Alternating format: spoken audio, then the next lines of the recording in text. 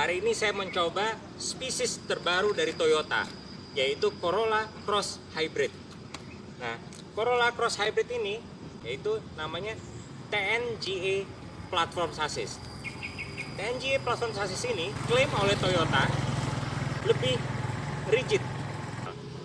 Tapi satu hal yang saya sukai juga dari Toyota Corolla Cross Hybrid ini adalah bentuk lampunya. Bentuk lampunya ini yang pipi ya, dipadu dengan teknologi LED ini memberikan kesan mewah ya, kesan berbeda dari tipe-tipe Toyota yang lainnya ya. Juga di satu lagi dipadu juga dengan desain grillnya yang besar ya. Ini setengah daripada grill ini adalah ketutup, setengah lagi terbuka ya. Dan grill ini memberikan aksen gagah, aksen crossover ya. Yang membedakan adalah hybridnya, ada logo hybrid pada kedua samping bodinya ya. Ini ada hybridnya.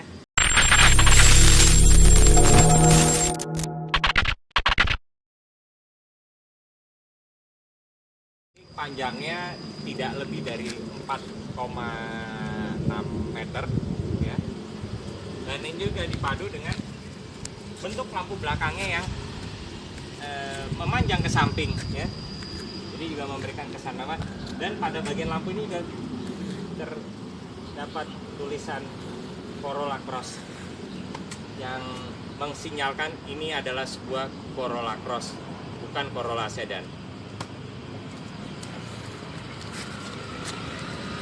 Ini juga pada bagian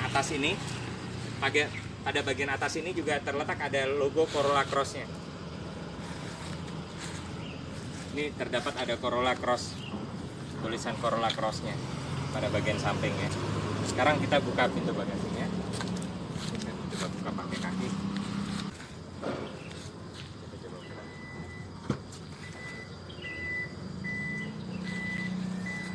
Nah, ini ruang bagasinya. Ruang bagasinya cukup lapang ya, cukup besar. Ini diklaim tanpa melipat kedua jok belakang. Ini kapasitasnya diklaim oleh Toyota 450 liter ya. Tapi ini bisa dilipat ya. Ini juga. Posisi ketinggian bagasi dan jok ini tidak rata, tapi ya oke. Ini cukup lapang kok. Besar bagasi ini.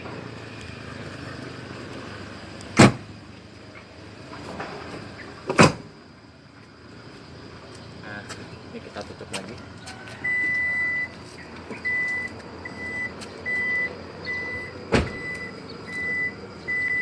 Nah, ini sekarang saya mau coba duduk di belakang. Nah, ini hal yang impresif juga. Ruang kaki belakang ini sangat lapang. Ya. Ruang headroom juga cukup lapang ya. Hanya saja posisi duduk agak sedikit tegak, tapi masih dalam batas yang bisa ditoleransi. Joknya juga cukup empuk ya. Dan ini terdapat ada 4 cup holder di bagian belakang.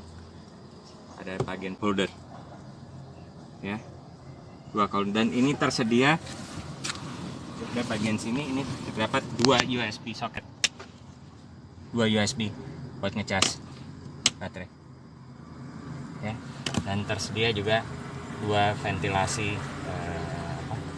AC. Ini juga membuat jadi duduk di belakang ini juga jadi lebih nyaman.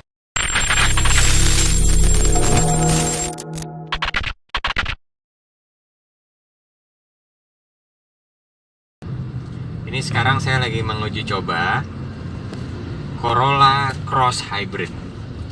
Corolla Cross Hybrid ini perpaduan antara mesin bensin yang berkapasitas 98 tenaga kuda dengan motor listriknya yang berkapasitas 72 tenaga kuda.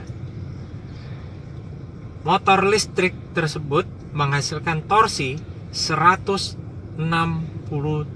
Nm dan mesin bensin menghasilkan tenaga 120 Nm.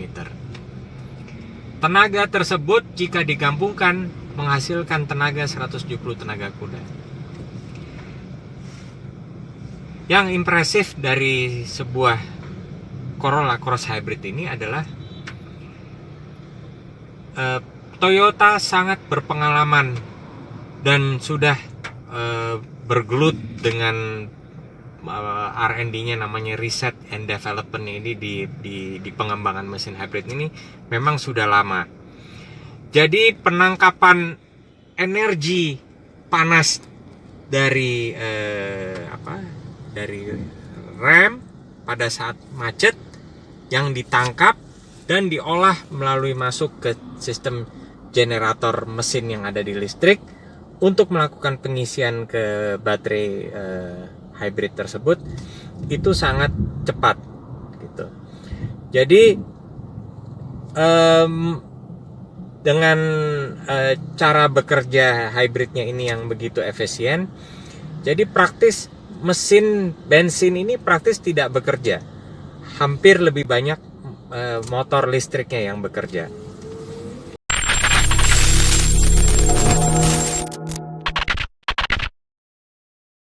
Electric vehicle mode, ya, dimana kalau ini ditekan, tapi ini belum bisa ditekan karena baterai pengisian baterainya belum cukup. Tapi jika pengisian baterai sudah cukup, ini bisa ditekan dan ini diklaim oleh Toyota bisa menempuh jarak pure dengan listrik atau namanya electric vehicle mode ini bisa hingga 20 km.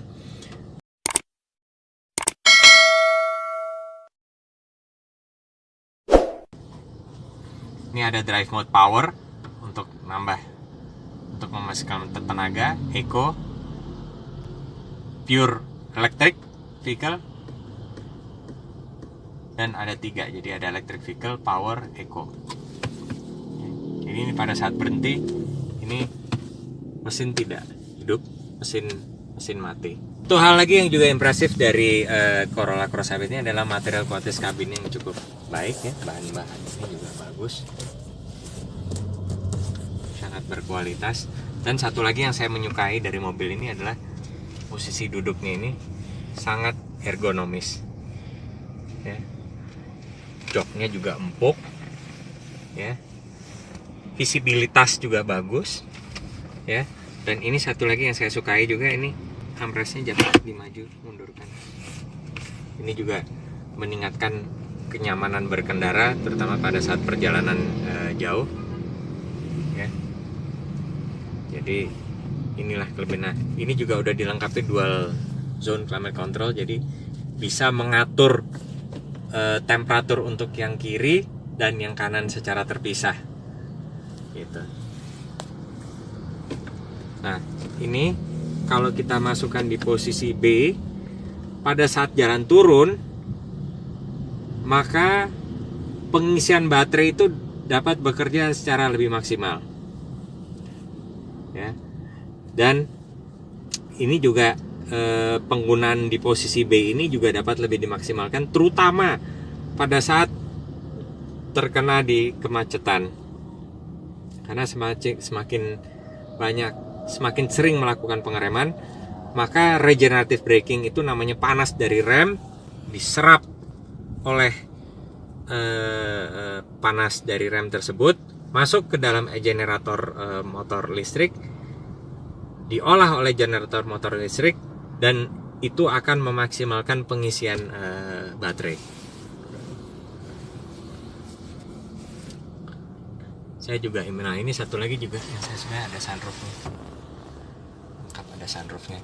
Agak disayangkan tidak ada panoramic roof yang dapat memberikan kesan lebih mewah. Tapi ini juga udah cukup. Ini pakai glass sunroof, ya.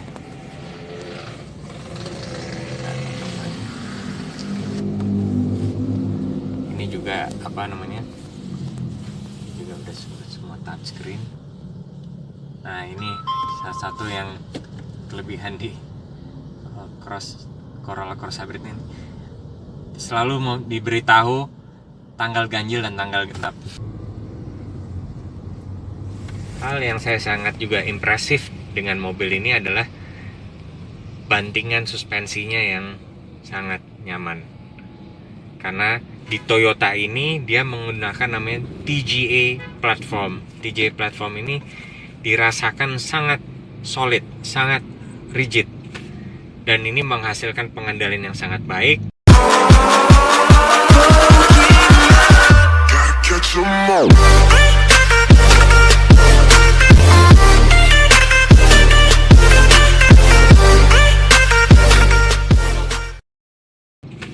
Dan ini menghasilkan pengendalian yang sangat baik dan kenyamanan yang sangat impresif. Baik pada saat mengendarai mobil ini pada saat kecepatan rendah dan juga pada kecepatan tinggi. Terasa sangat solid, sangat mantap. Dikombinasi juga dengan putaran bobot setirnya ini yang terasa sangat pas. Tidak terlalu ringan pada kecepatan rendah, tapi juga tidak terlalu berat pada kecepatan tinggi. Jadi semuanya terasa pas.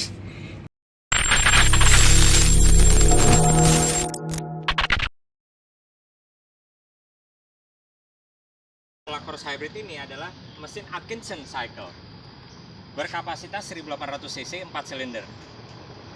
Dipadu dikombinasi dengan motor listrik. Mesin bensin ini sendiri menghasilkan tenaga hingga 97 tenaga kuda, ya.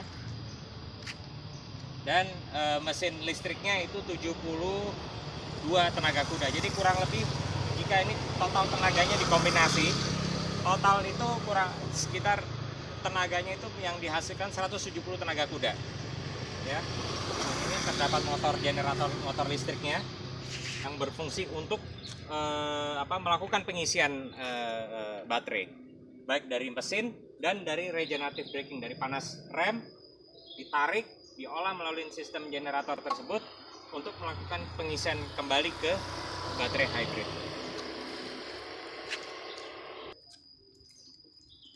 Oke, sekarang kita lakukan pengendara.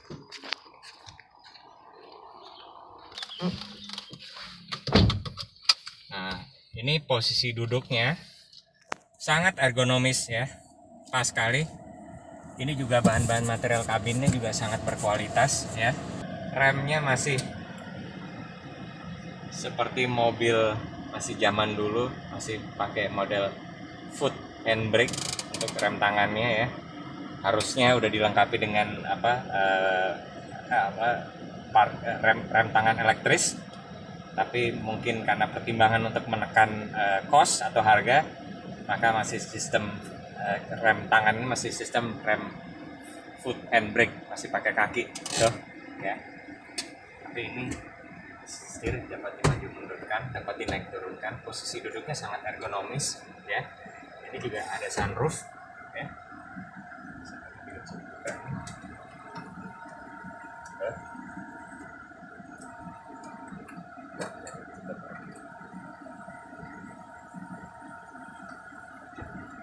Ini terdapat rain sensor. Jadi kalau ada air jatuh di atas permukaan kaca, secara otomatis wiper ini akan langsung bekerja. Ya, ini udah lengkap semua. Ya. Nah, ini juga terdapat dual climate zone. Jadi pada bagian depan, kiri kanan ini suhu temperaturnya dapat diatur secara terpisah bagi penumpang yang sebelah kiri dan untuk yang driver sebelah kanan. Ya.